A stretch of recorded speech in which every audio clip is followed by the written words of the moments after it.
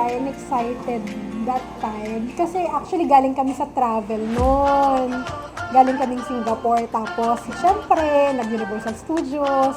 Nag-rides pa ako ng, ng roller coaster. Without knowing. Kung ano-ano pang pinagagawa ko doon. Tapos pag-uwi namin, doon, sabi ko parang delayed na. So, kaya nag-PT.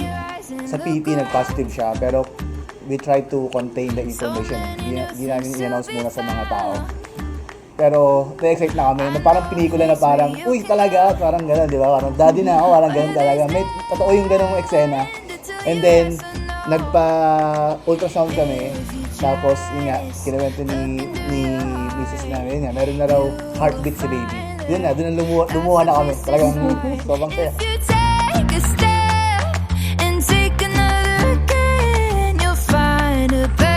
Place to land. I know that it can be there someday. You've been Happy birthday, baby! We love you! Happy birthday, baby! We love you! Happy birthday, baby! Stay healthy! Happy birthday, baby! I love you! Today can be the someday. Today can be the one day. Today can be the someday you've been dreaming of. Today can be the Unang advice ko sa'yo, unang message ko sa'yo na every time na mag-birthday ka, gusto ko alalahanin mo rin ito na special day, not only for you but only for your mom. Kasi sa'yo yung nagpakahirap na ilabas ka sa mundong ito, yung mga sacrifices niya and hardship niya. And gusto ko lumaki ka na may tao sa Diyos, maka-Diyos ka at mabuting tao, magiging pagkapala ka sa mas marami.